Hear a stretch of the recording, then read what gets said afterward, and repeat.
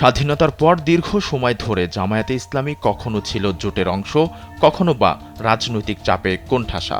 বিশেষ করে 2013-14 সালের পর দলটির রাজনীতি নতুন চ্যালেঞ্জের মুখে পড়ে। 2024 সালের রাজনৈতিক পট পরিবর্তনের পর দল পুনর্গঠন, তৃণমূল পর্যায়ে সক্রিয়তা এবং তরুণদের সম্পৃক্ততার মধ্য দিয়ে আবারও দৃশ্যপটে উজ্জ্বল জামায়াতে ইসলামী।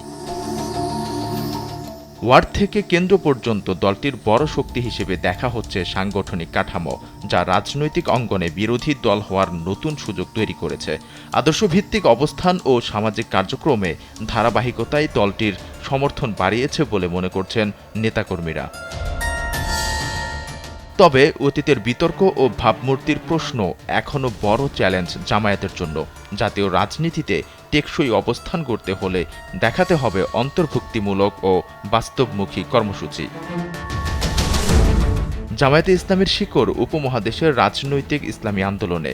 1941 সালে মূল সংগঠন জামায়াতে ইসলামী প্রতিষ্ঠা করেন আবুল আলা মওদুদী। 1971 সালে মুক্তিযুদ্ধের পর বাংলাদেশে দলটির কার্যক্রম নিষিদ্ধ হলেও 1976 সালে রাজনৈতিক প্রতিক্রিয়ায় ফিরে আসার সুযোগ পায়।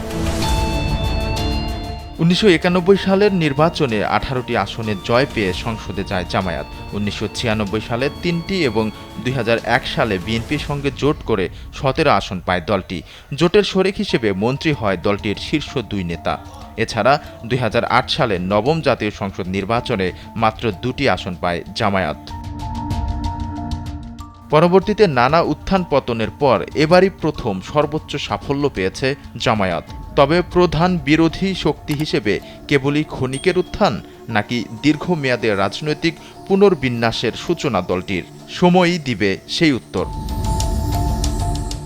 আলভি রায়হান, দেশ টিভি, ঢাকা।